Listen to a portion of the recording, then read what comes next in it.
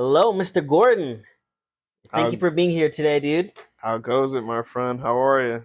Honestly, right now I'm feeling good. I had an overnight thing to do, and so my sleeping schedule is like wacky right now. But Hmm. aside from that, like it was very productive. I had a very successful, project. So I'm happy with the results of that. And my daughter turned 10 months old today, so it's crazy to think in 2 months she'll be a year old. Where does the time go? I feel like with my son, time was perfect, Mm, and it still is hmm. because I feel like we kind of grew with each other because college, and then boom, him, Right. and then like with her, I'm already in my career, and like I'm doing things, but like I'm not as like there's how should I put it? Like there's not as much chaos Hmm. like with her. Like it's more stability, and like with him, it's like I'm still figuring things out, but in a different way. Right. Would you say that kind of has to do with the fact that he's older in comparison to obviously the your daughter? Because obviously they're in two completely different stages. So they, I guess, view the world differently. I mean, I look at it like in that way too, but also with him, I'm still figuring things out with every step. Whereas like with her, I've already been through that step, so I have stability Mm, with I her, see. and with him, it's just new experiences. It's kind of like overlooking the Grand Canyon. There's just this big unknown. Yeah. I Like see. perfect example, it's like okay, I know with her I'm gonna have sleepless nights, Mm, right? If I have sleepless nights with him, it's because he's sick or something, right? right. I know that she's gonna be calm most of the time. For him, he's like very much high energy, All the time. all the time. Like he doesn't want to go to sleep all the time. He Yeah. wants to do his own thing all the time. He wants to make his own rules Play with his all the time. Yeah, dinosaurs. Yep. play with his dinosaurs, Hmm. whatever. Like he's very much his own person, doing his own thing, and I have to fit myself into that. Whereas I can't be like, all right, we're gonna do this now. He's like, no, like, Right. and her with her, it's like, hey, you wanna play whatever, and she's just about it. Um, so yeah, it's like looking in the future and looking at the present at the same time because like I'm living one reality and I'm seeing and I already know how the other reality played out, so it's easier to make those adjustments. Interesting. Hmm. Do you want to have kids and stuff? Like what's that like for you right now? For me, I'm. It's funny. I feel like one minute I want a village, and the next day I don't want any children at all, because I feel like I want it to be on my terms, as in I want to be quote unquote stable and ready physically and financially to have kids. And I think that kind of gets in the way of like, do I actually want the like a child? So for right now, I would say yes, I do want children, but at this point in time, I don't see it happening for a while.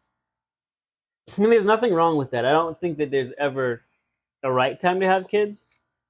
Personally, I'm happy with the age that I had kids.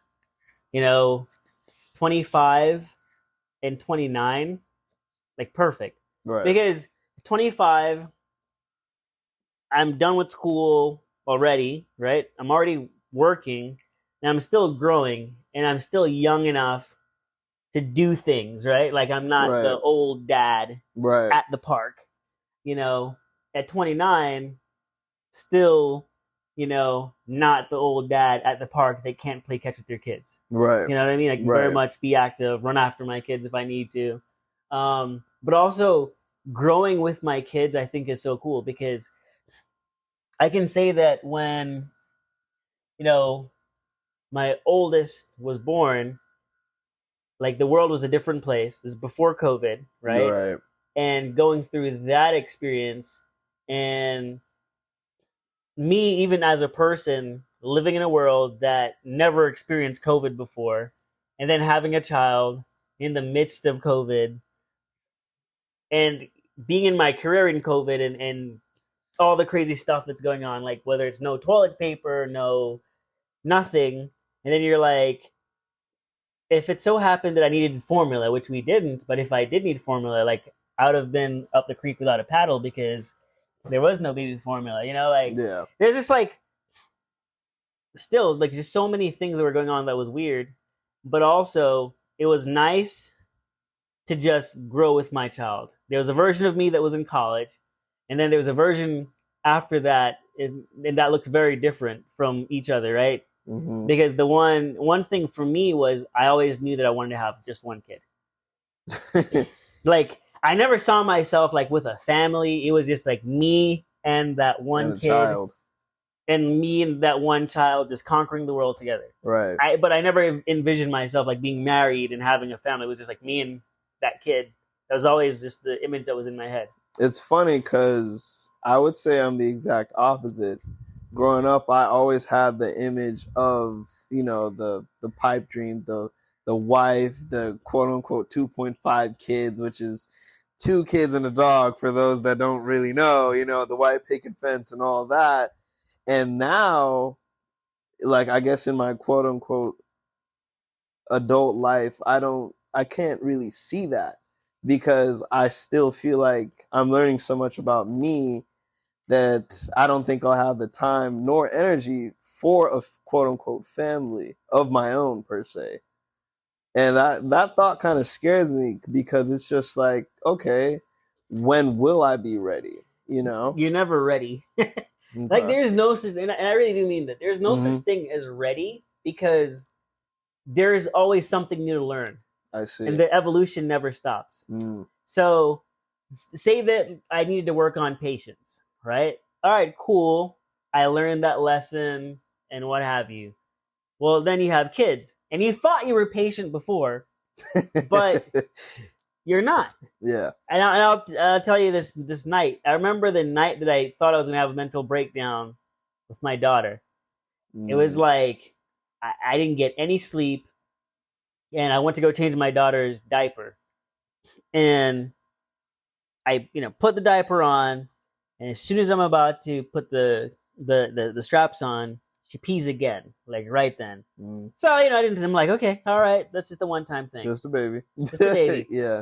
So then take another diaper, and this is like 3-something in the morning, and I had worked late, Yeah, and I couldn't like turn to my wife because she had both kids all day. So Yeah. it was one of those things where it's like I'm just exhausted, and I don't have anyone to turn to. right. So then I'm about to change a diaper again, and she just poops everywhere, Oh Jesus! like everywhere. And I'm like, please don't do this to me, please. Like, why are you doing this? Oh, And, and she starts laughing, and I think that made it. I think that was the breaking point when she started laughing, not anything else. The breaking point was her pooping because like I said, poop was everywhere. Yeah. But when she started laughing and she was smiling, that's when I learned patience. Right. It was in that moment that I learned true patience because, I mean, what was I gonna do? Like not change her diaper, not clean up the just poop? kind of leave her there. Yeah, just leave her there. Like that wasn't an option. Yeah. But it was the fact that at my most frustrating moment, this tiny human being, even though that I was just changing poopy diaper or whatever, she was happy. And that's what mattered, is that like we were sharing a moment together. Mm-hmm. I doubt that she remembers that moment, but it was a moment we shared together. She laughed, and I learned, patience. Right. And that's one of those things where, like I said, you're always learning, you're always evolving, and even if you master this version of yourself, the moment you have children, you have to master multiple versions of yourself that you didn't know existed. If you're married, you have to master how to navigate that marriage, Right. how to, for example, me and my wife, we had an interesting conversation once, right? That we did things together as a family, and she's like, "Hey, we haven't hung out in a while," and I was like, "What are you talking about? We hung out yesterday. We hung out the day before that." Right. And she's like, "Me, the wife, not me, the mom." You Right. know, I'm like, okay, so then that's something to consider too, because you could go on family vacations and whatnot, but you still need time alone with each other. Right. And that was something I was not, cognizant of at the time, because I thought I was spending time with her. I'm like, what are you talking about? I spend a lot of time with my family. Right.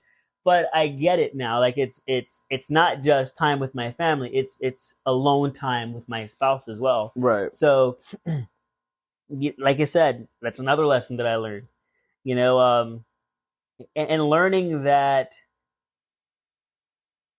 there are going to be problems in a relationship, even the most perfect relationships.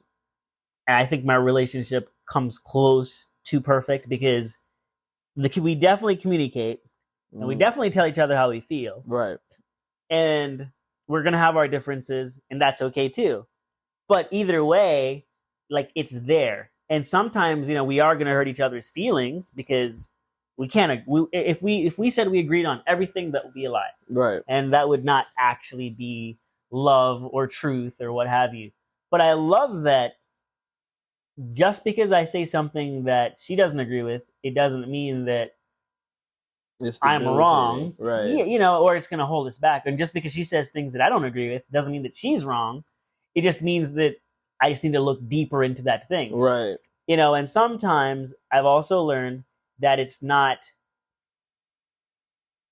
the words that are coming out of someone's mouth sometimes, how it hits us is because of us, like our past experiences sometimes, and not necessarily that person.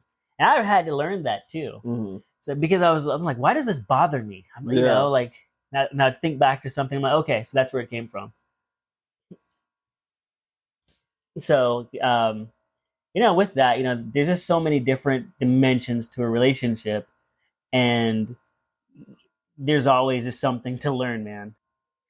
All right, Mr. Gordon. So, uh, I guess people should know who you are, at this point. We kind of jumped into things. So, who are you exactly?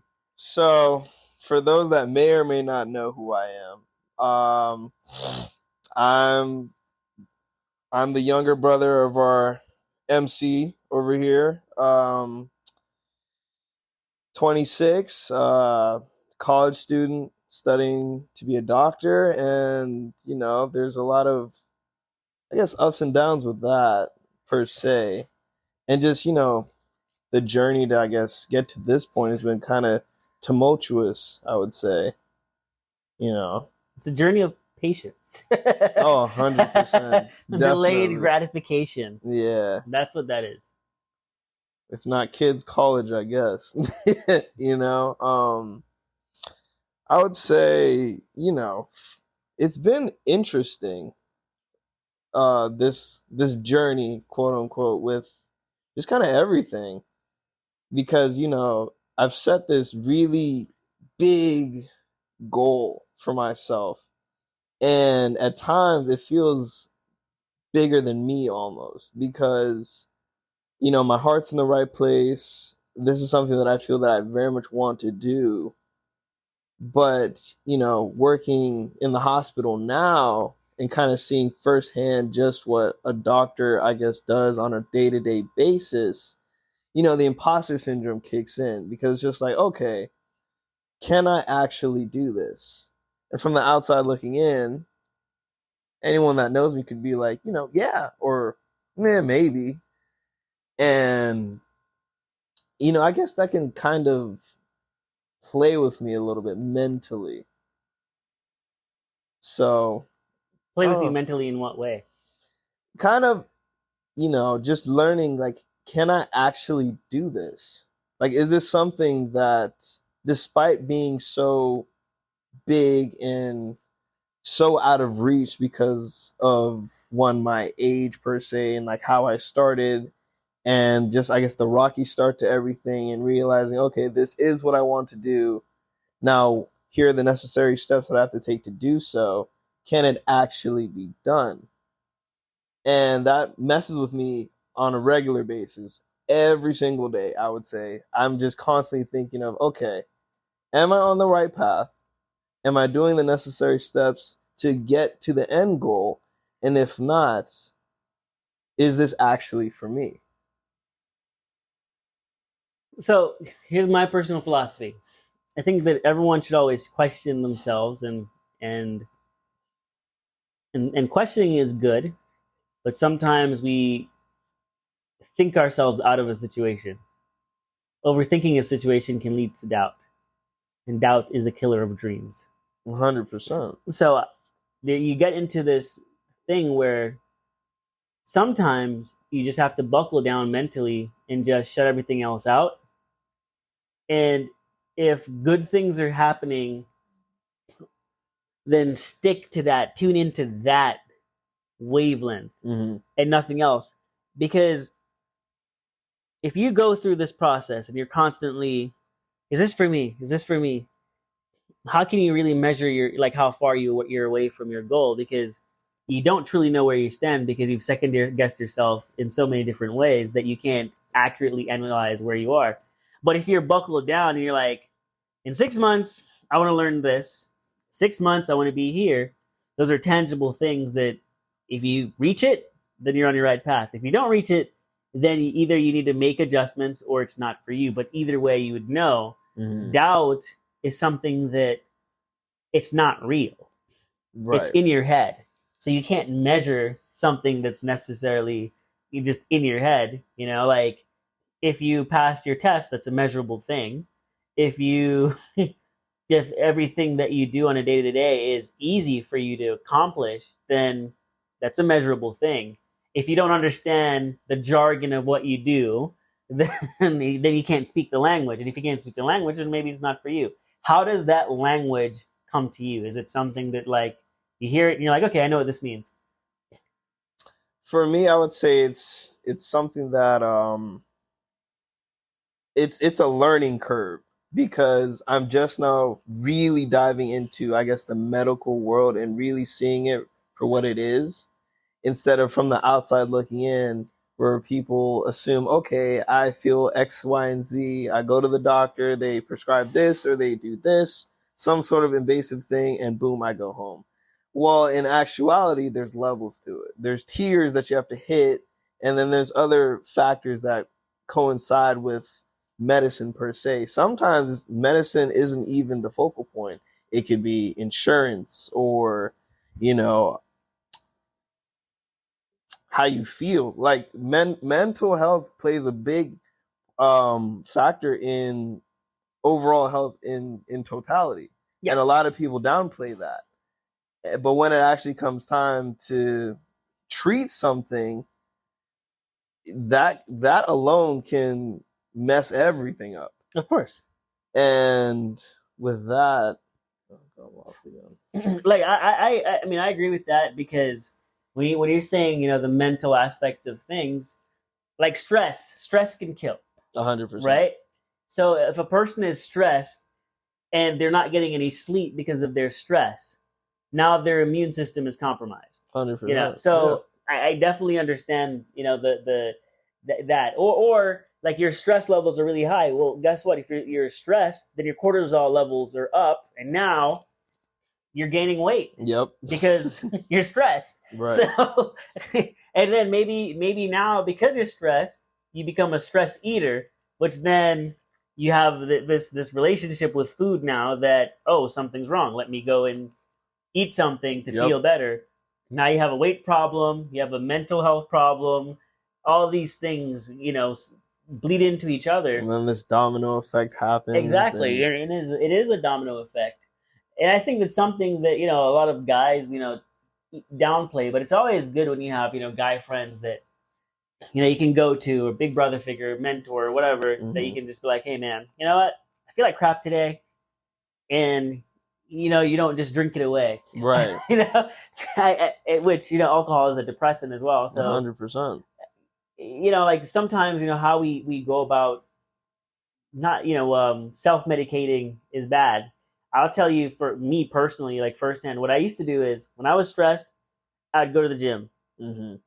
But it was never a good thing because I like, I'm going to lift weights until I get this like this feeling. I was, it was like this a euphoric high from like Mm-hmm. lifting weights. And then I'd be like, you know what? Now I can go conquer everything. But working out is good because it lowers your stress levels, but it also can be like any other vice. Mm-hmm. Anything can become a vice. So this healthy thing, which is working out, just became a thing that like for a pump, like this rush that I needed to then go out and be like, all right, now I can go conquer the world. Right. So that was like my reset, but it was so I could always be at this mental high. Always. I never wanted to come down from that. I'm just Yeah. like always just revved up and just ready to go. It's funny how, I guess there's two sides of a coin because, for a while I had vices as well, but my vices were by no means constructive. I, at one point, had an alcohol issue. I would, my stress at work or just life itself would correlate to how much alcohol I would drink after work. And I didn't drink necessarily because I enjoyed drinking. I drank because I wanted to get away from reality, Okay. my reality per se. Just the fact of just a high stress environment that I personally didn't believe I could get out of because of fiscal reasons. I needed the money, or I don't have the ability to really get another job that could support anything. So I was quote unquote stuck. So I would just self medicate as well, but with alcohol, and that quickly turned. It went south very, very quickly.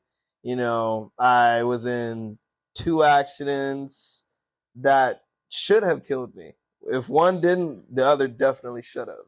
And I kind of had a wake up call from that. I was just like, maybe this isn't good for me, And obviously, I learned that I still have something to do on this plane, on this earth, because on both instances, I've had people come up to me and said, "I've seen people die from a lot less, and you're standing here unscathed virtually, and you don't think you have any reason not to, like, there's no reason why you're here, And with that, I learned, maybe it's not as bad as I'm gauging it. Maybe it's how much stress I'm putting on it. Yeah. I realize that our life is bigger than a single moment, Mm-hmm. because I was talking to one of my friends the other day. I ran into her, and I know she's listening to the podcast. So um, she inspired me because where she was mentally is exactly where I was before. Mm-hmm. And so I was able to say, hey, look, you're right. Everything that you're feeling, you're absolutely correct. Like 1,000,000%. However, you're still bigger than this moment. Right. And it's true. She is bigger than that moment. She has a lot to offer.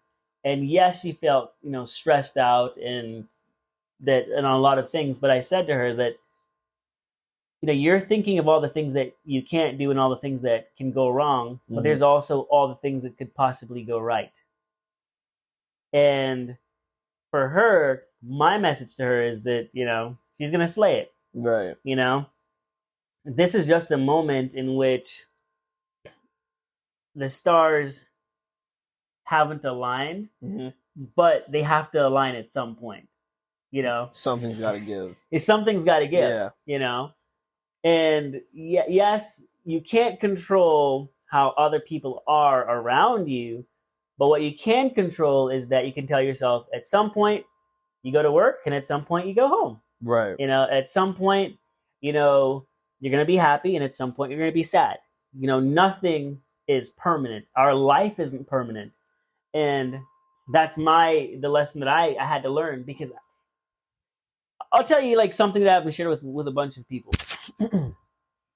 In a few years ago, like my wife and I, we had our first miscarriage, right? Mhm. And when the craziest thing like happened, where again, this is a lesson of like patience and like depression or what have you. I didn't even know like how depressed I was until like this moment happened. So I met up with one of my friends on accident, run into each other, and I made the statement, "I'll see you tomorrow." Right? When I said I'll see you tomorrow, I say that casually. Right. Like because we say I'll see you tomorrow to a bunch of people all the time, but you never know that it's going to be the last time you're going to say I'll see you tomorrow. Mm-hmm. So I was feeling nostalgic because I was leaving college, and I was feeling nostalgic. So I was like, you know what? I'm gonna drive down Edgewater, stop at that Subway. I call it the Wrestler's Subway when we wanted to like cheat because we were trying to, maintain our weights and stuff during season, and happened to be getting, a sub. Run into my friend. We made arrangements to see each other tomorrow. Right. Tomorrow comes, and I'm getting a bunch of messages, like just constantly getting messages, like constantly. And everyone's like asking me if I'm okay and whatnot. Mm-hmm. I'm like, why is everyone asking me if I'm okay? It's so weird. Right. That people are just asking me if I'm okay, but no one's saying why, you know? And because I work that night and in school and stuff, I missed that the Pulse shooting had occurred. Mm-hmm. So I didn't know yet that the Pulse shooting had occurred and that my friend died in the shooting. So I get the news that he died. Mm-hmm. I go home. I'm already like, it's the longest drive home. And, I'm like tears in my eyes and stuff and just watering. And I'm just like, oh God, like my heart is just heavy.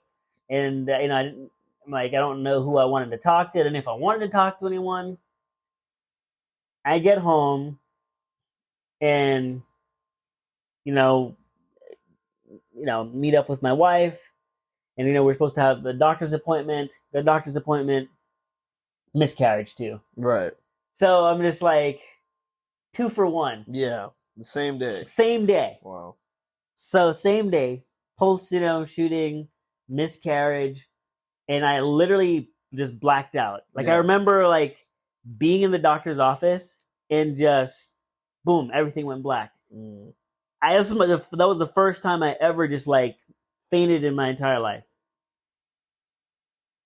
Got home, whatever. Like like I don't remember anything. I get home, and I remember told my wife, and I was like, I just need to step outside for a second and get air, some air, and I fainted again, just completely blacked out outside, and I just was like, whoa, like what's going on? What's going on? And it was just weak. Like, it was just like, I felt so weak. Like my brain, my whatever, just was like information overload, like emotional overload. Yeah. That moment of saying, I'll see you later, I'll see you tomorrow, doesn't hit the same like it did before. Like now when I say it, it has like some, I don't like a intent of like I definitely want to see you tomorrow, So if I don't, so now I'm more intentful with my words and my actions with my friends, and that's when I tell everyone, like, hey, I love you, you mean the world to me, whatever, because I don't know if I will truly see you tomorrow. You just don't know, honestly, and I mean, I had a friend in high school that I was really, really close to. He was actually on the wrestling team with me as well. And we were really close, and I had a relationship at the time that was by no means healthy. It's typical high school stuff. Oh, I love her, so clearly, like, whatever it is to keep her happy, that's what I'm gonna do. Yeah. Right. And then one of the one of the many tasks that I had to accomplish was to basically excommunicate myself from pretty much all of my friends, including the guy that I was close with on the wrestling team. And that was really, that sucked 100%. But, at the time I thought I was doing, right by her. As months go by, I'm not talking to him. I'm seeing him in public, but I don't say anything to him. And a couple weeks go by, and then I see this Facebook post, rest in peace to Leonard Stay. And I just think to myself, I'm like, this can't be real. Someone's clearly playing a joke. It's like a sick joke because everyone knows this guy. So maybe it's just like an inside joke that I don't know about. Someone hacked his Facebook account. Yeah, like I'm not in tune with anything. So clearly, like, this is a big joke. And so I'm just scrolling through Facebook and stuff, and I just keep seeing it. RIP, rest in peace. And then I'm still having this feeling. I'm like, okay, this is not funny. This is getting out of hand. And it didn't strike me as real until I seen it on the news. That he's the one that his brother. Yeah. So he got home kind of late from wherever he went to, and he went inside his house. His brother thought he was an intruder, and unfortunately grabbed his pistol and shot him and killed him. And I've never felt so low before, because I'll never see him again, one, and I'll never be able to tell him, I'm sorry for not really being there when you were here. And I'm also sorry for not being able to create any more memories with you. And I just, it really, really ate at me for a long time. It's in the back of my mind at times as well, because it's just like, I have this life that I'm living now, and I constantly question it. I'm just like, I should be doing more. I should be doing this. I should be doing that. And then I'm thinking to myself, there are some people that don't get that choice, that aren't able to really be able to be in the moment because they're not with us anymore. And then I kind of realign myself, and I'm just like, you know what? It's not as bad as I think it is, because it could be far worse. Yeah. One of the things that I'll put this out there. A couple of days ago, someone reached out to me, and they just was like, "Hey, man," I said, "Hi. Can I have some money?" Just waiting, like straight to the point, straight to the point. It was just like, "Can I have some money?" I admire the honesty. Exactly. There was no, let's fake catch up. Yeah. Let's pretend like we're gonna make plans. How's the kids? No, yeah, it's just none of that. Can I have some money? Yeah. And I was just like, I have to appreciate the realness. Yeah, honestly. And I did, appreciate the realness in that moment, that someone didn't disguise something for what it really was. Correct. So, when I was talking to like my actual friend about it, he was like, "Did you give him the money?" I was like, "How could I not?" I was like, "How could I?" Yeah, I was like, "How could I not?" Because of the fact that it wasn't fake. Yeah, it was the authenticity. Yeah, like it was like, "These are my intentions. This is what I'm trying to do." Boom, boom, boom. You say no, I get it. If you say no, it is what it is. Yeah. It goes, we're not even that close, so if you said no, like, I'm okay. Wow. Like I said, honesty throughout. Yeah. And I appreciated that. They didn't disguise that we had this amazing friendship or anything. Nope. Just said what he needed to say. And I was like, okay, I appreciate it. And I realized that some people are givers, some people are takers, and some people, and it is what it is. Yeah. No, I always thought that you should give more than you take. But back to what you were saying is that the things that matter the most in life are the free things, like saying hello to someone and just being kind and making those phone calls or text messages saying, hi, Right. how's it going? Like those are the things that save you sometimes from having those mental breakdowns. Oh, and, bro. and that's free. I And can't tell you the amount of times I've gone to work with such a heavy mind and a heavy heart, and something significant happens to me to shift it yeah, almost instantaneously. And it's usually always my patients. yeah, My patients meaning the people that I, work with, yeah, not my actual mental patients. yeah, This one time I was just having this really, really rampant day. My phone was going off constantly. People needed things. Labs needed to get turned in.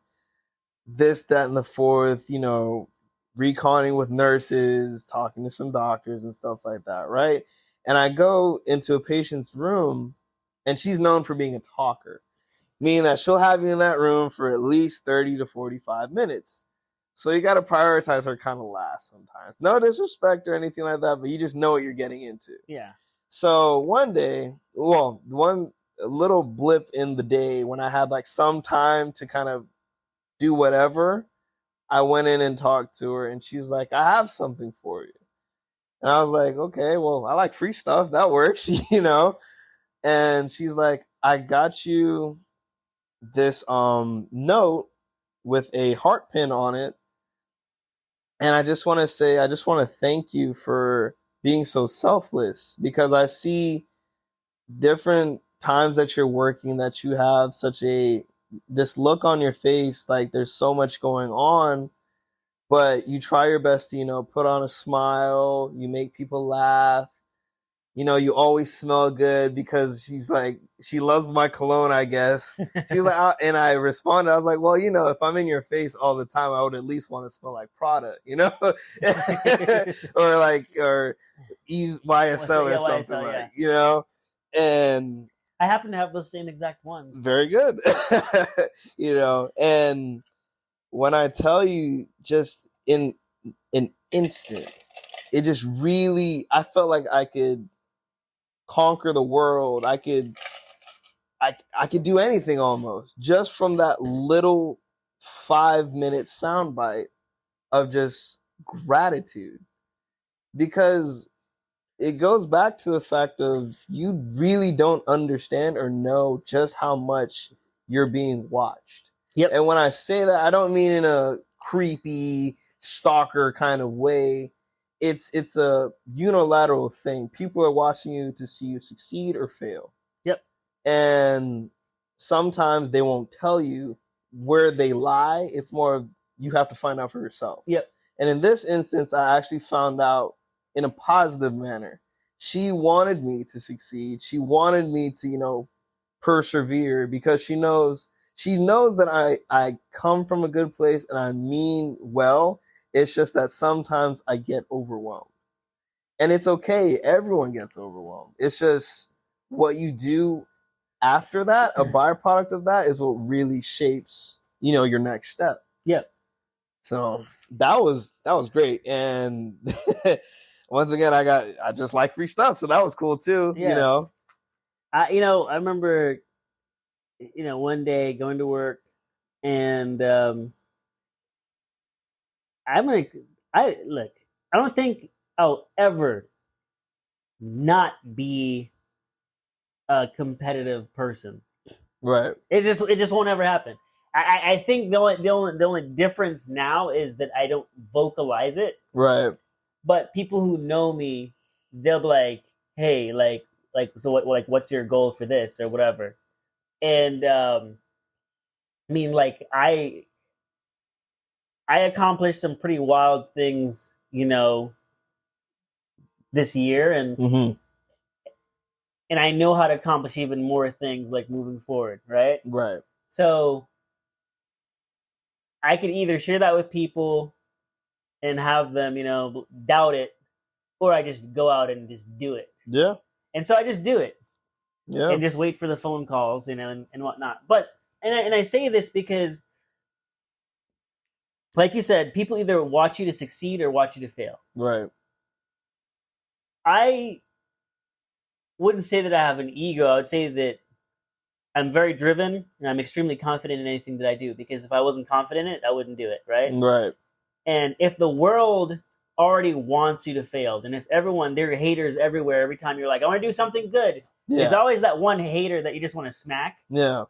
That's just like rooting for your downfall, right? Yeah.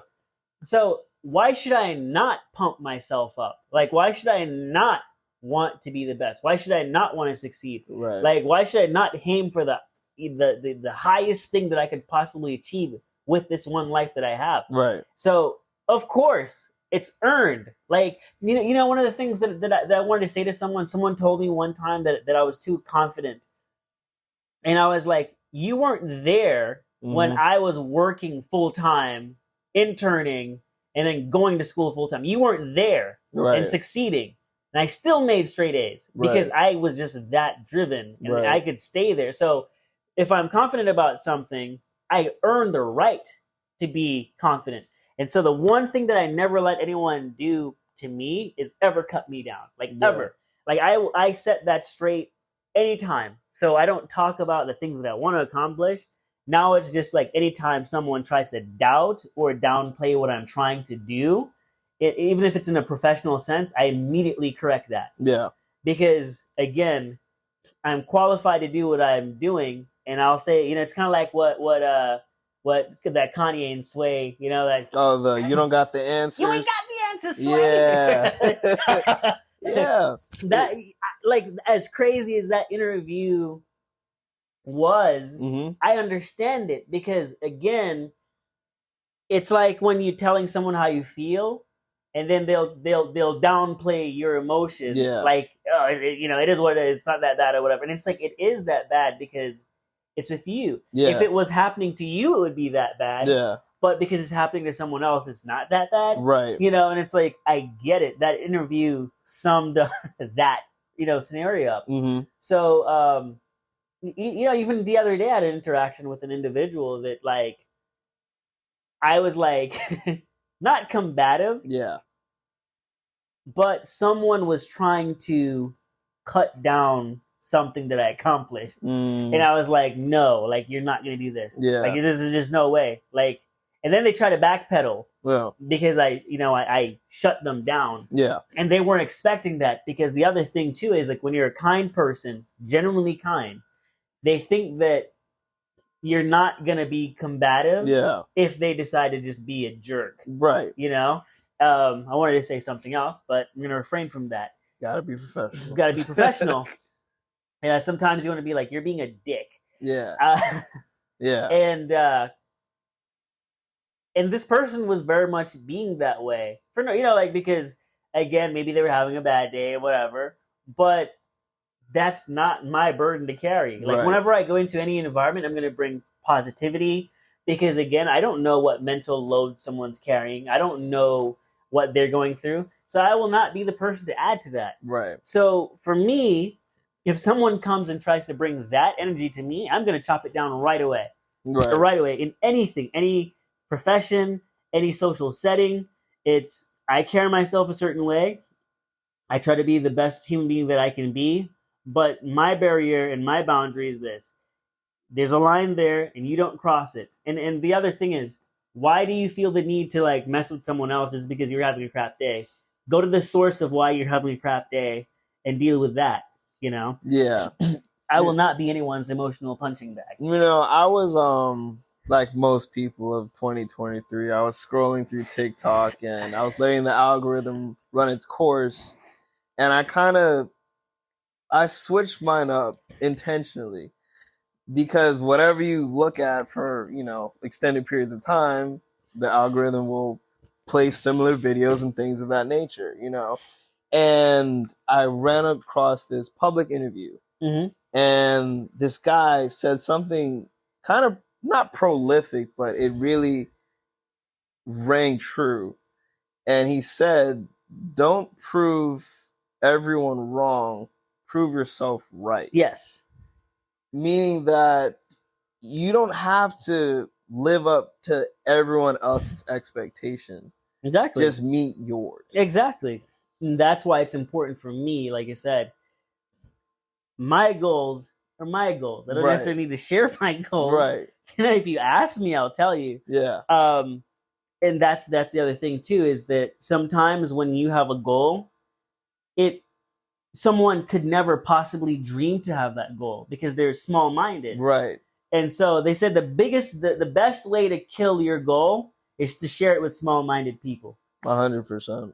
I can't tell you how many times I've had conversations with people in all walks of life, whether they're successful or hermits, you know, and they're like, well, what do you want to do with your life? What are you, you know, what's next? Mm-hmm. Well, you know, I tell them, I'm like, you know, well, studying to be a doctor. I'm actually, you know, what, and then the usual follow-up question, what kind of doctor? Well, I want to be a surgeon. Well, that's an awful lot of schooling. You think you could do it? I was like, well, if I didn't think I couldn't, I wouldn't do it personally. Because I'm not really a cliff jumper per se. I don't just think, oh, I'm going to do this, so let's just let it happen. Let's just make it happen. Boom, boom, boom, boom, boom. Unfortunately, I didn't have that. You know, I'm more of the do a little bit of research, kind of dip your toe in the water. Yeah. If it's cold, kind of let it sit there for a little bit. You get acclimated to the water, and then you jump in. I'm one of those kind of guys. I'm a calculated risk taker. Right. And I tell people the oxymoron and that. You know, I tell people, I was like, you know, I don't think that there's a level of quote unquote aptitude. There is, sure, but I think it's more of a perseverance thing. Yes. And that goes far beyond just, you know, going to medical school or, you know, whatever you choose to do with your life. At the end of the day, it all boils to how much work do you have to put in? And are you willing to put in the work despite not knowing the end point, whether it'll be that or not? Yeah, that's funny. And again, like you said, perseverance. That is the thing. Right. You know, there are people that I used to be friends with that when I look back now, I'm just like, you loser. Yeah. Yeah. You know, like, I always love the people who just use big words. Mm-hmm. You know, I have this expansive vocabulary. You know, like I said, I always try to speak as plainly as possible because I want to be understood by everyone. But you know, like I'd be in like some AP class, and I still talk the same way that I do right now. Like nothing ever changes. The only time my words change is when I'm writing. That's the only time. Like I never feel like pressured to ever speak in a way to make myself sound a certain way. Ever. Right. So, you know, like the people who are like, oh, the centripetal force of blah, blah, blah, blah. Oh, you know, like those people are very annoying because that tells me that they're dumb. Yeah. They're so dumb because they can't take the information that they have learned and make it normal. Yep. Because if you can't be understood, then you can't do anything with what you know. Correct. The goal is to be understood, and then you can turn those words into action. So it's like those people who are like, say they could have a 4.5 GPA or something, and it's like, hey, I want you to instruct your team on how to make a bridge. Yeah. They can't do the translation. A person with a 3.8, you know, may be able to translate better than the person with the 4.5. I remember watching an interview recently where this one company, when they were looking over job applications, if certain people had a certain level of education, they had a certain GPA, they wouldn't hire the people because they're like, these people are too proud. Usually, people with a certain GPA means that they don't know anything. Right. They're just the students still. They're just book smart. Yeah. They don't know how to deal with people. They don't know how to think critically. They're just a piece of paper. They're just a piece of paper, essentially. Yeah. You know, I don't know where I stand like with that, like if I would ever screen people that way, but it's true to a certain extent. You'll have those people who are forever students that I will not knock any occupation, so I'm not going to name any, but they'll work in Mm-hmm. certain fields and still they're not working in their particular field, but they'll talk as if the fact that they got a degree in XYZ, it means that they also know every other degree. Oh, And you know what I mean? Like 100%. they're like, well, I'm 100%. qualified to talk about this. Oh yeah. You know, you just want to smack them like, no, you don't. Stop it. Yeah. Stop it.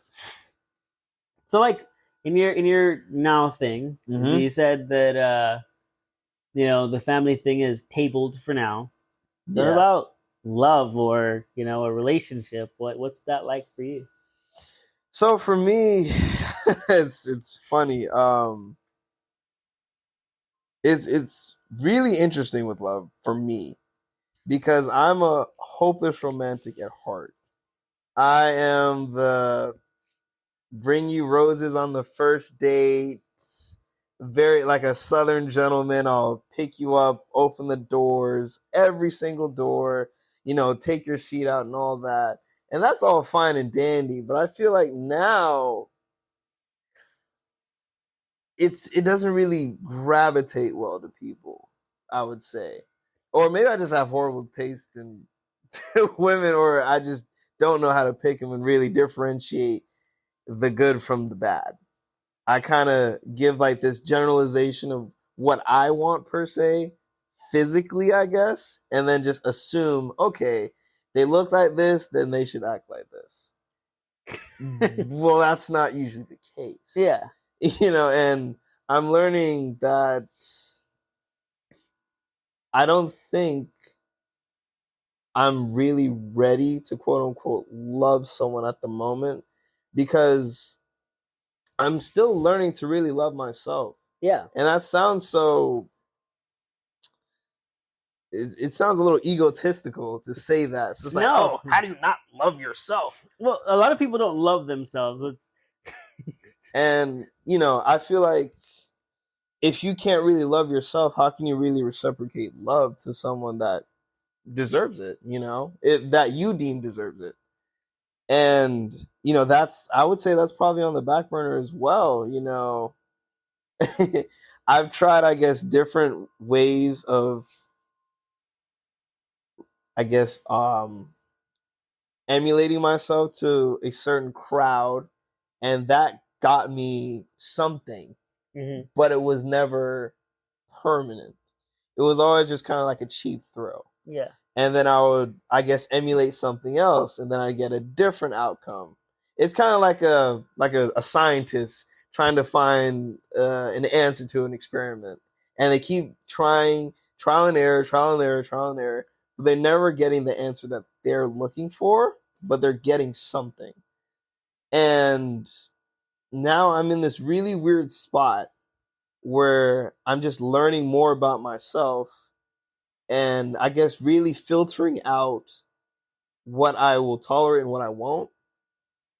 And until I get to like I guess a neutral ground for that, I can't really I guess look for anybody.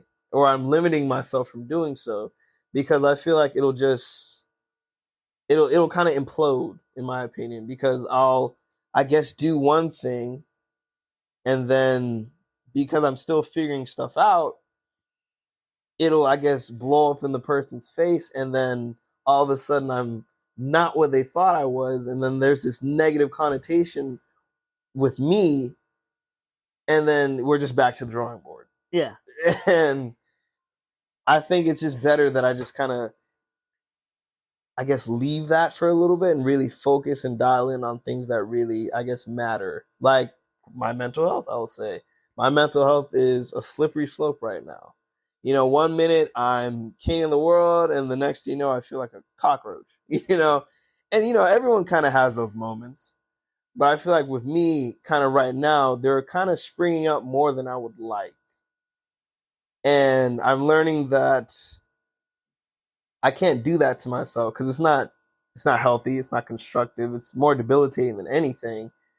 And I can't get anywhere with that. So I'm kind of doing myself the disservice and everyone else the service of kind of reserving myself for myself. Yeah.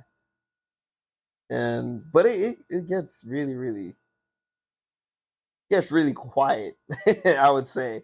Oh, I'm not gonna say lonely. That's a little weird, but we'll I, say I, quiet. I always loved quiet. I always did. I'll tell you a funny story. Mm-hmm. When I was single, I would go to lunch, by myself and stuff. I go to movies by myself a lot. Right. And like whenever people would be like, "Hey, what did you do yesterday?" I was like, "Oh, I went to the movies." Who'd you go with? Yeah, they'd be like, "Who'd you Usually. go with?" I'm like, "Oh, I went by myself." Yeah. Like, why you just invite me? It's like I just wanted to go I see a wanted to movie. go with myself. If I said, "Hey, let's go to see the movie," now I have to coordinate with someone else. I'm like, no, I'm happy Yeah. with myself. Yeah. Like, and I was a little too happy with myself because the peace of being not single, but the peace of being with myself was so good. Yeah, you're the only person you answer to. It's not just answering to; Mm-hmm. it was the fact that it was peace. Mm. See, with me, I feel like I constantly have to have someone or something, I guess, in my vicinity because I was never okay being by myself. You like okay, so I would say that in the spirit of being honest, Mm-hmm. when it came to relationships, at the end of a relationship, I remember I said to one of my exes, I said, you find out how valuable a relationship is at the end. Like if it was really worth it or if it was just a cheap investment. Mm-hmm. And after that point, I realized that when I phrase it like that, maybe if I only look at the things that I deem to be good, then that's the only time I would, learn a lesson. But there was always a lesson to be learned in everything, Right. And I never really took the time to see what those lessons were. And let's kind of like you make those same mistakes because you're running those experiments, but you didn't ask yourself the most important question: is like, well, why? Why? 100%. And so I learned to ask myself why, and that's when I was like, man, I love being by myself, and I think that was a problem because I love being with myself so much. I was okay with not calling and saying hello, like yeah. Good morning, beautiful. Yeah. Like, you know what I mean? Like, so it's like it wasn't that everyone else did something to cause the downfall of our relationship. It was just that I, in most cases, was just okay. Like I remember saying this to my ex-girlfriend. I said, I just want you to know, I work full time. I go to school full time. My time is valuable right now. It's extremely valuable. I don't really sleep that much. Personally, I don't even want to enter into a relationship because you're gonna say that you're okay with me being this busy, and you're okay with me interning, going to school full time, working full time. Really not. And then me fitting you into my life, right? Versus you just being a part of my life consistently. Yeah. I said right now I don't have the luxury to just make you a part of my life, right? And it would be a disservice if I just fit you in. And she'd be like, "Oh, that's okay."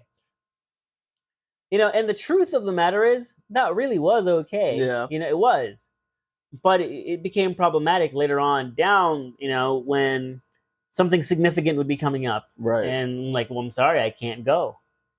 And it's like, that communication of sometimes honesty has a question mark in a relationship, because even though you're being honest, that person really just wants you to make an exception every now and then. Yeah. And they just won't openly say that. Yeah. I never made any concessions because I knew what I wanted out of life. Right. And I was inflexible when it came to school or work. Yeah. Like I never bent the knee when it came to that. I was like, nope. Like, hey, there's this party. I'm like, nope. You see, with me, it was the exact opposite. I always made myself available. Always. And that transcends relationships. That's just in general. I've always coined myself as the person to call. Or the person that's will drop everything to be there if you truly need me.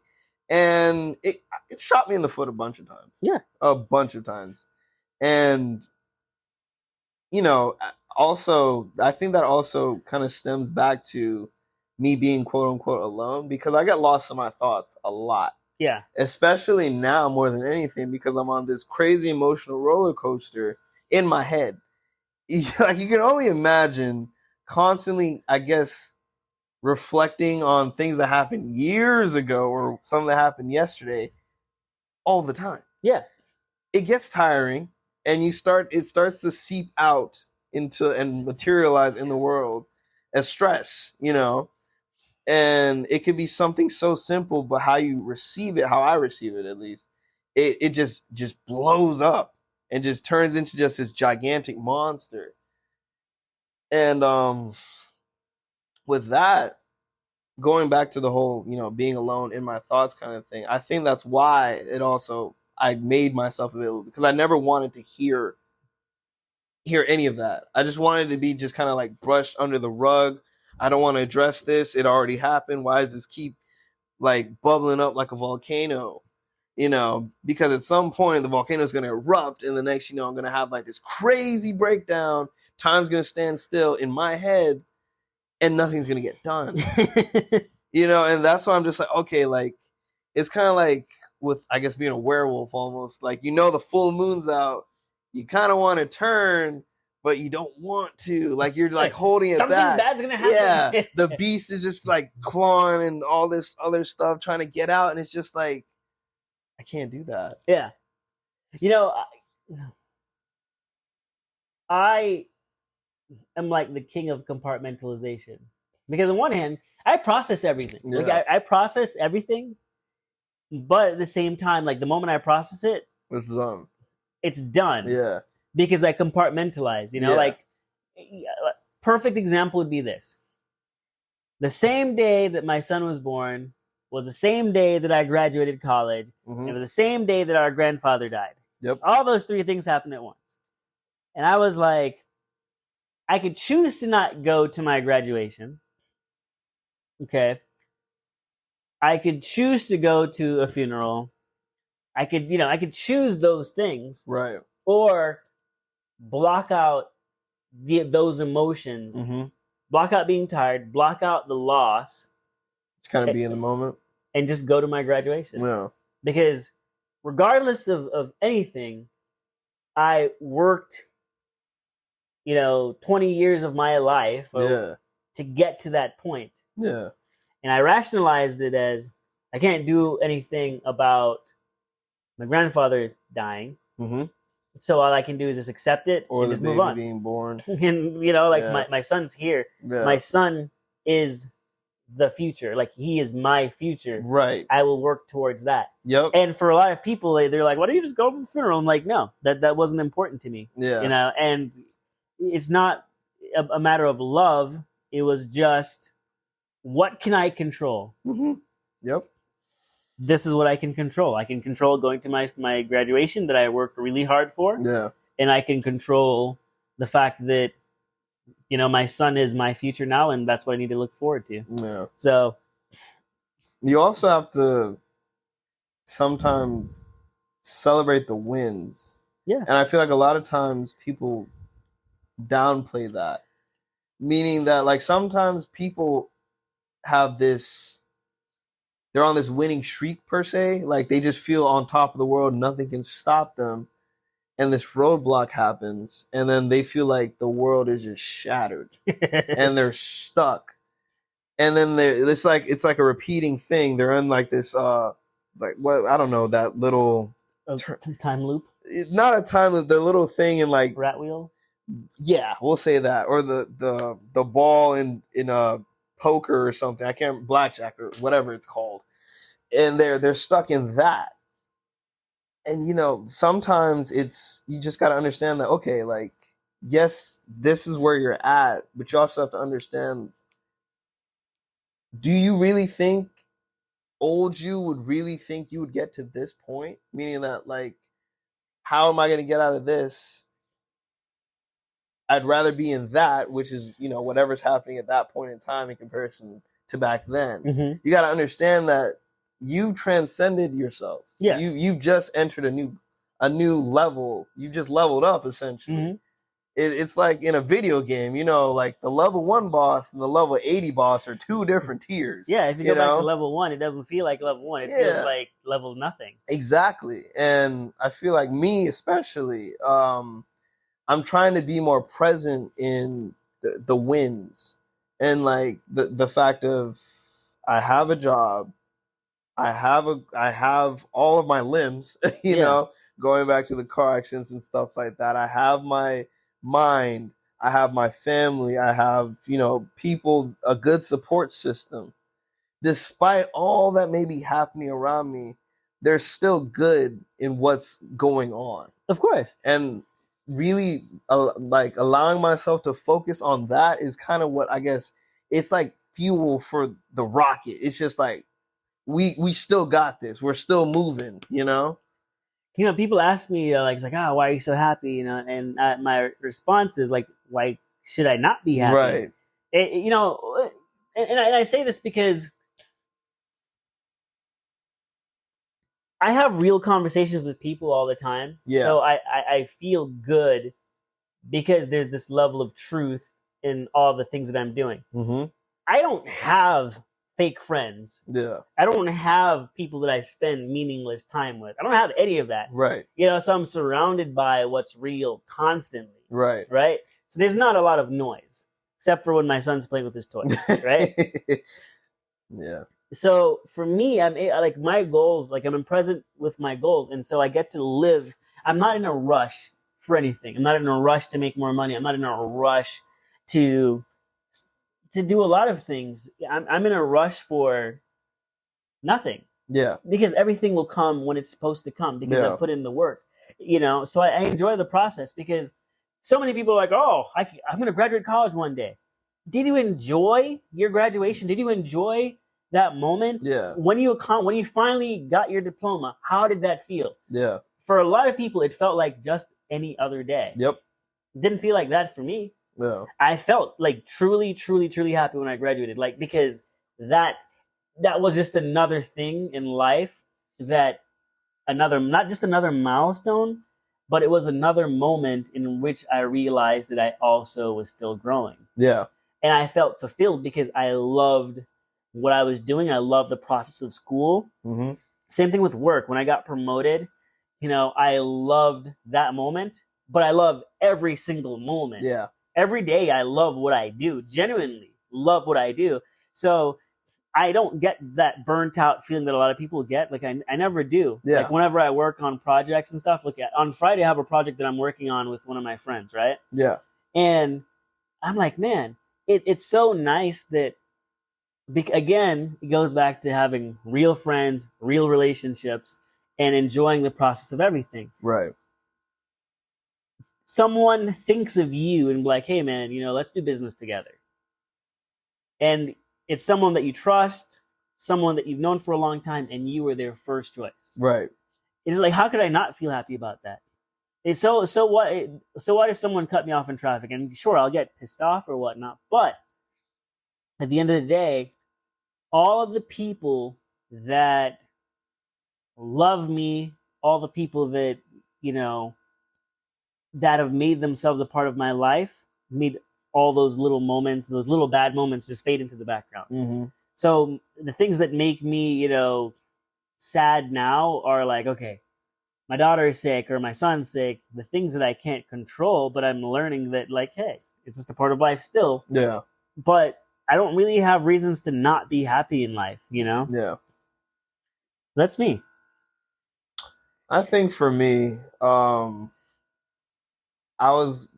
listened to a lot of different artists, different musicians.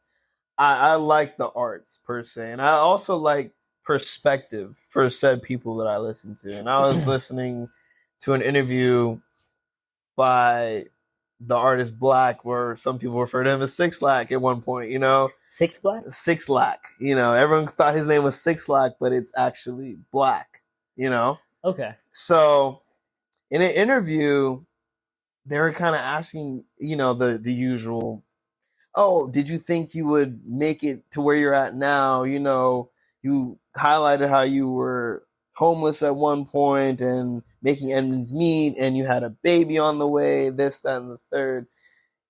What did you, what was the mindset like? Did you really think this is where you would end up? And he said it was all a part of the Prada process. Yes. And I was like, what? What is that? And I was like, the Prada process. And it struck me. I was like, okay, now I get it. You have this piece of rock and you put all this pressure on it, all this outside force, and then next thing you know, it shines and glimmers like a diamond. And it made sense to me. It's just like everything that happened prior to this moment right here is a culmination of all of that. Yes. All of that perpetuated me forward to get to where I am now. And so when I realized that, I actually have something, and this is me speaking in the third person, in me referencing him, he's like, when I realized that this was something that I could actually take off with, and I knew in my soul this was it all just made sense, and it just all got easier as the days progressed. And I'm trying to implement that with me, learning that, okay, I have a job, I go to school, I have my family, my actual family, yeah, and things of that nature. And I have friends and things like that I also would like to be available for. And it all seems so out of reach at the end of the day, these goals, and it just seems like the world's just kind of compressing and pushing and forcing against me, pushing me back 10 steps when I'm taking 2. And I just keep thinking it's all a part of the Prada process. And I even tell people that sometimes when they're like, oh, this, that, and the third, I don't think I could pay this off by this time, or this, that, and the third. And I was like, okay, first off, you're okay to feel like that, because that's kind of what's going on. But you just need to know that it's all a part of the Prada process. Yeah. And their usual rebuttals like, what does that even mean? Where did you get that out of a cereal? What do you mean, Kobe Bryant? Yeah, did you get that out of a cereal box or something? What is the Prada process? I was like, look, bro, you're gonna be thrown in these crazy situations, these unsurmountable tasks that you don't think that you'll pass. But just think about that feeling you get when you overcome that. And knowing that you can persevere through that, the next thing will be nothing for you. Going back to the whole level 1 boss, level 80 boss, this is nothing. I have a work best friend, and we have a saying that is specific to both of us. Right. When we see each other every single day, we say to each other, "Making the impossible possible." Oh God. that is what we say to each other every single day. One of us will say it first. Right. It's usually whoever comes in second says that to the other person. Okay. So, making the impossible possible. And I love that because nothing is impossible. But like I was saying, making the impossible possible, it makes every day special because nothing is impossible, and whatever the human mind can imagine, it can be. Right. For example, Albert Einstein believed in the power of creativity, right? But he's also this scientist that you'd think you'd be completely just left-brained, that wouldn't be an artist. And I've always considered Albert Einstein to be an artist because you have to be able to think outside the box to think on his level of mathematics. Right. There was before, the world didn't know things like quantum economics because the world hadn't advanced to a point where quantum, economics could be a thing. Quantum computers, we have particle accelerators. These are things that came from the human imagination, from Star Trek. Right. We have cell phones now, right? Thinking about that, space, we have a space station. Yep. Multiple Space stations. You know, like 80 years ago, I would imagine that people couldn't even conceive that being a thing. Oh yeah. You know, I would believe that, like, 80 years ago, people could not conceive that we have, fighter jets that can be anywhere in the world in like 6 hours or less, right? Or that we have aircraft that can stay in the air nonstop and refuel in the air. All these things came from the human mind that at one point would have been impossible. The Stone Age till now. Yeah. Like, hey, we'll have these things called robots. We'll have these things called artificial AI. intelligence. Yeah. Whatever the mind can think, the mind can do. And that is why we make the impossible possible, because we imagine it, and therefore it is now a reality. It's funny because half of these preconceived ideas and thoughts, as soon as someone, I guess, has these, far left ideas, they're automatically deemed the same thing. Crazy. Yeah. Everybody that's always thrown around. Oh, Elon Musk, you're crazy. Jeff Bezos, you're crazy. Mark Zuckerberg, you're crazy. Steve Jobs, you're insane. None of this will work. This is unfathomable. It's never been done before. How do you think you're going to do it? I don't know. We'll figure it out as we go. And, these are people that have shaped history, But it's perseverance. At the end of the day. Think about the mental strain of being the person that dared to follow their dreams. Right. Whatever anybody, it's not, but that's the thing though. Jeff Bezos, Elon Musk, regardless of what you think of these people, they are still people, and they're like everyone else, minus the zeros on their bank account. Yeah. They're like everyone else because someone else told them that what they were doing was stupid. Yep. They just chose not to listen. There's like someone goes, all right, I'm going to be a football player. And they're like, do you know the odds of being a football player? But if I go, I want to be a Nobel Prize scientist. Do you know the odds of being a Nobel? No. So it doesn't matter what you try to do. There will always be opposition. Yep. As the kids call them, the ops. Yeah. There are always these opposing forces. For every yes, there's a no. And for every go, there's a stop. And for every win, there's a hater and a loser, and people who want to shade your shine. Yeah, it's funny because when people say things like that, I just assume, how could you just impose how you feel, what you think you can or can't do on me? You don't even know me, and same way, and that's why I always take whatever people have to say with a grain of salt, because I don't know what's going on behind the scenes. Yeah. No one does. No one knows the kind of work that people put in on a regular basis to just live life. Yeah. And that's why sometimes I kind of have to look past myself when I get in those, these little episodes where I'm just lost in thought. Or I'm in this crazy paradigm where I'm just like, oh my god, everything terrible is just gonna happen. And I think to myself, well, you know what? There's somebody out there that wishes they were doing what I'm doing right now. Yep, it's true. And there are some people that don't even have the ability or the freedom to even do what I'm doing. Yep.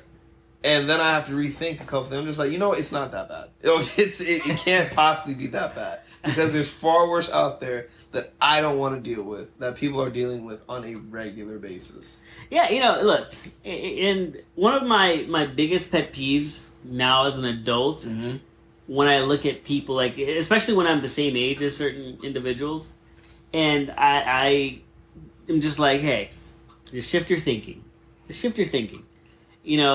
Because I'm like, if you have the energy to dwell on certain things, if you have the energy to think about all the things that could possibly go wrong, guess what? You also have the energy to think about all the things that could go right. Right. Sometimes some people just want to have something to complain about.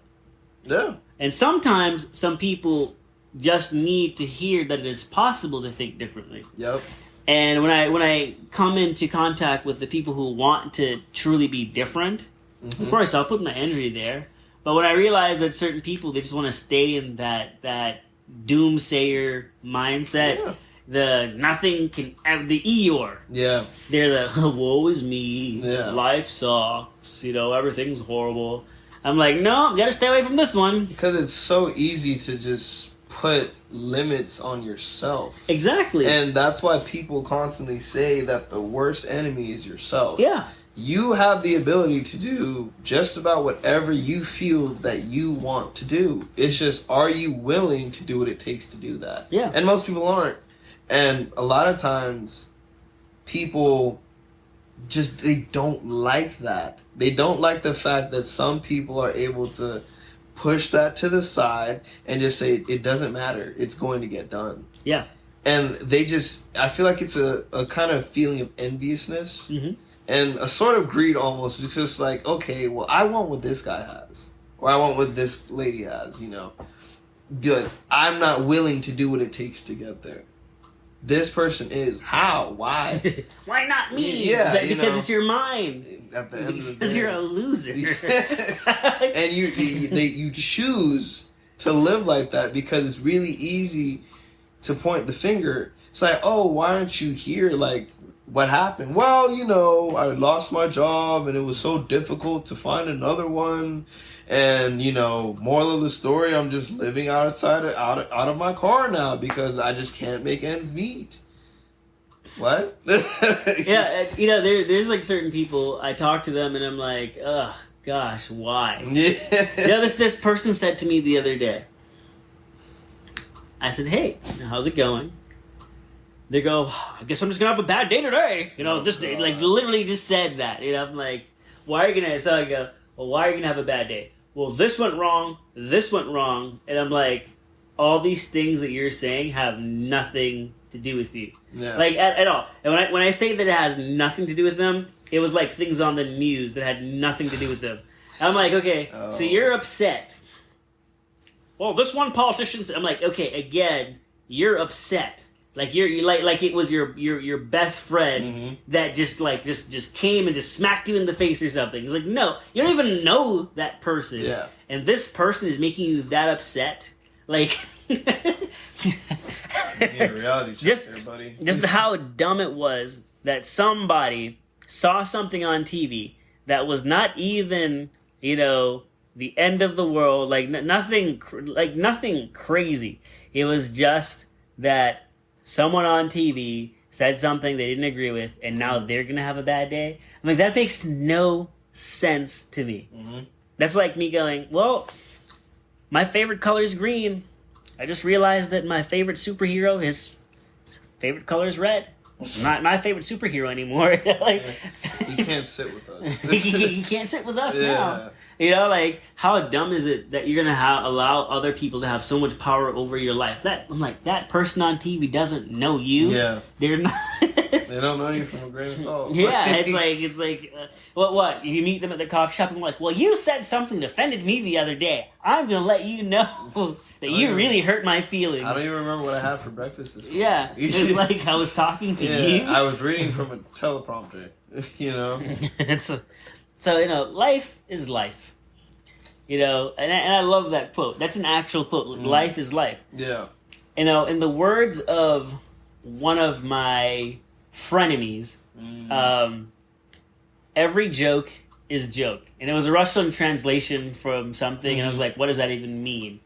And it's like, yeah, everything in life can either be something that makes you laugh, you can see the beauty in it, or you could see it, the bad things. It's kind of like the coin analogy. Yeah. You know, is that this situation? Yeah, this situation is what it is. Yeah. It's like, okay, you were late for work, and you can focus on the fact that you were late for work, or you could focus on the fact that, okay, well, yes, that's a thing that happened, but you know what? I had breakfast this morning. You know, I had, you know, like whatever. There's like positive things that happen, you know, in that entire day, not just the fact that you were late for work. You know, there's just so much more than just that one moment. Yeah. And so every joke is joke. As plain, I'm like, that's just such bad English. Is like, I remember saying that term, like, that's such terrible English. Every joke is joke. I'm like, yeah, I know every joke is joke. Is a joke. You're missing an article there. But the fundamentals of understanding that as human beings, we're gonna have good days, we're gonna have bad days, but we are not just the sum total of our failures. We are the same sum total of who we surround ourselves with. We're the sum total of also all the good things we've done over the entirety of our life. So, hashtag take the good with the bad, you know? Yeah. Life is what you make it. So, whenever you're having a situation where you feel overwhelmed, you just have to remember that just like in your head, you have the ability to make something bigger than what it is. Yeah. You also have the ability to make something smaller than it is. Kind of like goals. One of the reasons why I love making goals is because for me, in my head, I make it a small thing. And so I'll always accomplish them. Even though it's big for other people, it's still small to me because I'm like, I still wasn't... Say that my goal was to be a billionaire, right? Right. I still wasn't the person that created the devices necessary to be the people to walk on the moon. You know what I mean? I'm like, that's a much heftier goal than being a billionaire. Yeah. The odds are in my favor in comparison. And so, like, yes, if I was a billionaire, that does sound like it's a big goal. But again, it's not like me saying, I want to be the first person to walk on Mars.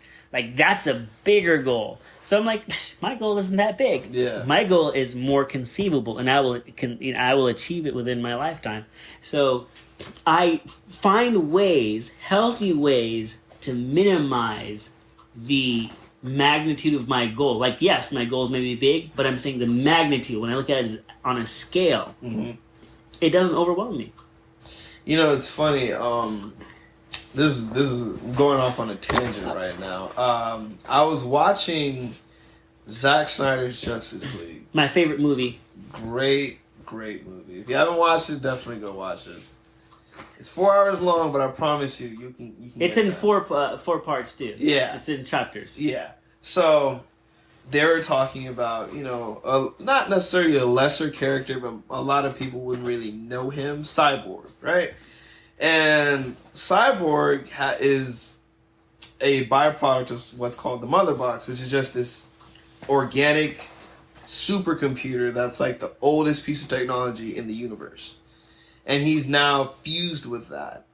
And his father was like this physicist, this super smart guy that figured out this ancient technology. He figured out everything about it pretty much. And he learned how to pretty much save his son by fusing him to the Mother Box. And he's giving him a play-by-play of how the Mother Box works. And what it is that he's able to access every piece of technology on planet Earth in a nanosecond. He can do virtually whatever he wants. He could fire off every single nuke on the planet and aim it anywhere he wants. He could nuke up everything. He could drain everyone's bank accounts. He could hack the government security databases, everything. And so he has all this at his disposal, and he just moves pieces around and things like that. And it's kind of like with like your thought process almost. It's kind of like with that. Like, you have all this, but all you do is just kind of minimize it and compartmentalize, like you said earlier, and just kind of pick them out and just kind of go from there. Shift perspective. Yeah. Because, like, like I said, a tangent. Because from the outside looking in, a normal person seeing that kind of information all at once will just be like, their brain would explode. Yeah. Like, you're not physically capable of, like, processing all that kind of information. But when it's, like, going back to, like, this roadblock right in front of you, this giant thing that's just like, how am I going to get past this? When in actuality, it's just like, okay, just compress it. It's actually not bigger. It's actually not as big as you think it is if you actually think about it. Like, this is something that you feel, you think you can't really overcome, but in actuality, you're just putting a little too much stress on it than what it actually is. Mm-hmm. When you actually just stop, take a breath, and just think, like, okay, like, it's not that bad. And then you're able to really just brainstorm and understand and, like, realize, okay, I just need to do this, that. The problem's gone. Off we go, And most people, me included, I just see it for what it is. I take everything for face value. I'm just like, okay, there is a mountain in front of me. So clearly, a spade is a spade. This is a mountain. This mountain is my education, per se. Getting to the top summit, the highest point on the mountain. And it's just like... Why? Yeah, like, why does it gotta be so high up? But I don't even see it that way because, okay, when I think of, perspective, when I see a mountain, I see two things. I could either go through the mountain, Okay. or I could go over it. Okay. So, I could either go through the journey, or I could try to, jump over and reach maybe my destination a little bit faster. But there's a saying that there's always a dragon to slay, because if education is your dragon... Okay, now it's, where do I work now? Like, sometimes even after you get your education, you're like, well, I don't want to work in California. I don't want to work in New York. I don't want to work in Texas. I don't want, it's like, I want to get, where am I going to get paid most? Where am I, like you factor in all these things. And now that's another dragon to slay. Now that's did you do this for money? Or did you do this because that's what you actually love? Right. Oh, now I have to live here. Where do I live? Do I live in an apartment? Do I live in a house? It's like there's always a dragon to slay. Yeah. So I think, like when they say that you should really just enjoy the process, the good, the bad, the tiredness, all of it. Why you got to enjoy it, Mr. Gordon? You have to enjoy it because you can't get it back. And that's what makes it beautiful. I think for me also that's a double-edged sword for me, because I'm dedicating myself to, my studies and, work and things like that. And I'm missing out on the little things. And when I say the little things, like the little, like the party, the vacations, or, just like simply hanging out with somebody, I'm just like, well... I don't really have the means of doing so at the moment because I'm kind of bombarded with X, Y, and Z. And like I think that kind of it strains on me because I see my friends and I see people I'm close with, and they're enjoying life for what it is, like really enjoying life, like taking trips, networking, meeting people. But here's the thing: having these experiences, and I'm just like in a cubicle, basically, Oh, this looks fun. Like, I've never thought that way. Really? Ever. Because they say, there's a saying, laugh now, cry later. Yeah. Or cry now and laugh later. Yeah. I'd rather cry later. I'd rather cry now. Mm-hmm. Because if you go to 1 million parties, after a while, every party becomes the same. The same thing, yeah. So in enjoying, when we say enjoying, you see the sum of all people laughing and whatever, but as individuals, are they happy? Right. You don't know. That party could be their escape. Yeah. And so, for me, do I go out? Yeah, I go out. I still, have dinner with my friends and stuff, but it's all just life. Yeah. And my happiness is the fact that I get to spend time with people, not the activities that we're doing. Right. And if I'm thinking about parties or thinking about traveling because other people are doing it, then the question is, I just need to find out how I need to be happy. Yeah. Because the happiness shouldn't be what everyone else is doing. The happiness shouldn't be that, if I'm doing this, I'm going to be happy too. The happiness should be, I'm happy as just a person doing whatever it is that I'm doing. Whether it's studying, whether it's the job, whether it's whatever, it's being happy doing that because, you've been to Vegas before. Yep. Right? There's many people in America that have not been to Vegas. There's many people around the world that their dream is to go to Vegas, right? Yeah. Yeah. So you could look at the fact that you're not traveling a lot or whatever, or you could look at the fact that you have experienced things that a lot of people don't even get to experience. Yeah. You went to Georgia not that long ago. Yeah. You just went to another part of the United States. Yeah. You could look at all the things that everyone else is doing, but you could also look at the fact that, I've been here, and I will go here, when that moment comes. Yeah. Because if you're traveling for traveling's sake, you will never truly appreciate all the places you've been. Right. And that's something that I've gotten to learn. I've been to a lot of places, and I'll say that my favorite place that I've ever been to was Tennessee. I love Tennessee. Like it's just the Tennessee and Pennsylvania are my two favorite states. Period. Whoa. I as an academic, my heart and my mind belongs to a place like Copenhagen as an intellect. Right? Like Okay. just being in that like futuristic setting. Yeah. Where I'm just surrounded by a bunch of people who are just like super intelligent, and I'm just exchanging You're just information part with of them, that. and I'm a part of that. Matrix And there's this, almost. and then there's this like affluence. You know, there's abundance. There's the beautiful dinners and everything, and the wonderful dinner parties and Yeah. stuff. I love dressing up in a suit. I love that. Yeah. But then I'm also that same person that loves being in a vineyard and staring at the stars at night. Yeah. And I remember the first time I went to Pennsylvania, I was like, I'm going to live here. I told my wife, I don't want to go back to Florida. Maybe it was all the wine or whatever, but it was perspective. Yeah. Yeah. Being in Tennessee, in the mountains, and my thoughts felt bigger Yeah. because it was just like me and the universe. Like the stars at night, the fact that if I drove too fast, I could fall off the mountain and die. That excites There was a me. beauty in the darkness, right? Yeah. And then in Pennsylvania, being in that wide field surrounded by grapes and being able to see the stars at night. And I just was like, man, I was stressed going here, and when I was looking at everything, I was like, man, life made sense because I got to live in my thoughts. And not every environment promotes that, you living in your thought. Like there's because you're busy and you're constantly bouncing from environment to environment, you're just lost in your thoughts versus being in a situation where you're just in your thoughts. You're not lost in them. You're going through them like the chapters of a book.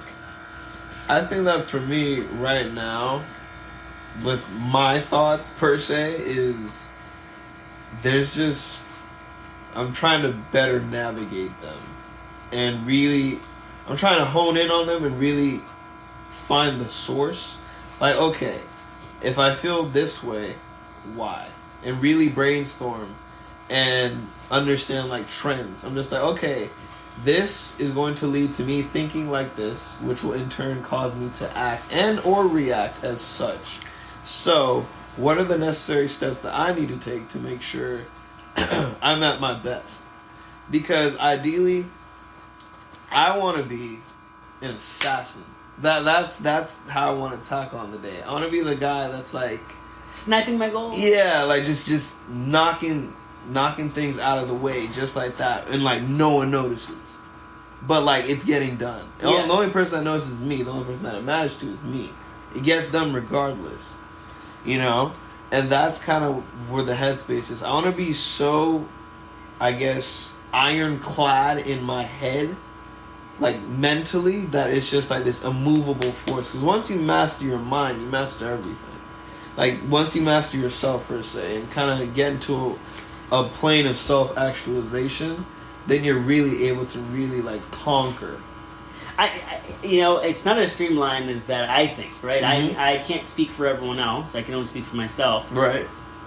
Marcus Garvey's, quote of, if you master yourself, you master your environment. I love that quote because mastering yourself means that there's always a new self to be mastered. Correct. And there's always a new journey that reveals a new self, right?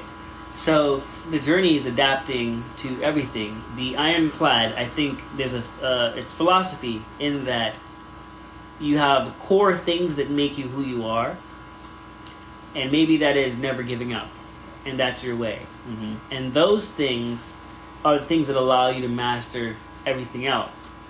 But if you don't have those things, you'll become stagnant, or you evolve to one thing, and that evolution is that's just it. Like, it's like saying, all right, I want to be a millionaire. And you become a millionaire, and then you become unhappy, you feel unfulfilled. Instead of being a millionaire, you could have become a philanthropist. Right. A person that's giving back, a person that's building things.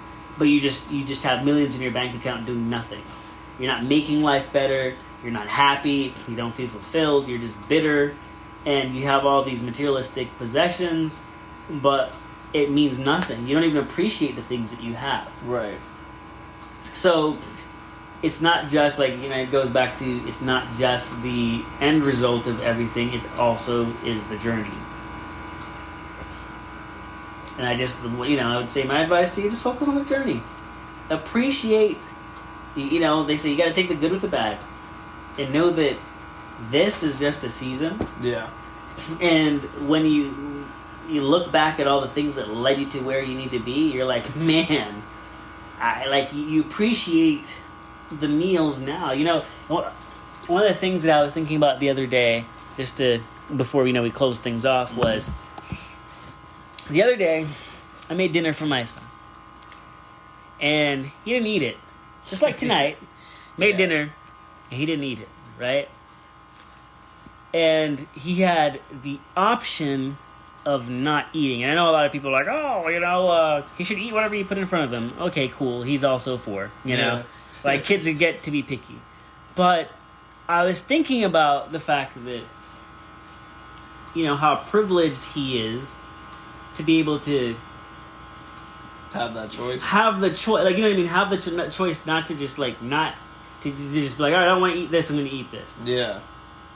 And I could look at, he's wasting food. I'm like, it's not going to get wasted because I'll eat it,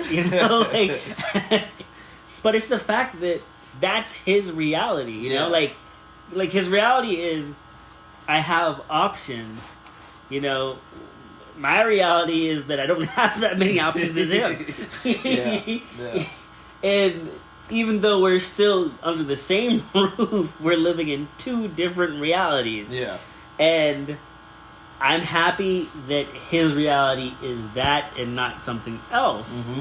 And so I have to be aware, self-aware, so much more now than ever before, because now I'm realizing the power of, my mind. Like, before, I always just had a strong will. Right. But a strong will without direction is nothing. It's like an arrow that aims. It has all the force in the entire world behind it. Still gonna hit the ground at some point or hit something. It's still gonna run out of steam. But the important thing is, with that arrow, if you aim it right, when you hit what you need to hit, you're gonna knock it out of the park. Yeah. But again, you can have all the force behind it in the entire world. If it doesn't hit anything, it loses its steam. That's the human mind. That is our will. Is the arrow. So whatever you point it at, it may have all this steam, but if you don't hit your mark, it runs out of steam. And I think sometimes us being, in our heads is like us shooting one arrow and trying to hit multiple things with the one arrow. And so we lose steam even faster. Yeah.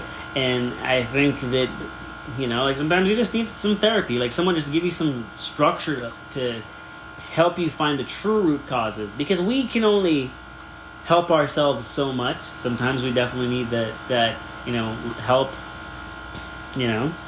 or sometimes we just need to maybe not be in the group setting of a party, but in the setting of just having lunch with people, having those small conversations that give you perspective. Sometimes the less is more. Less is more. And that is where we will end it, with less is more.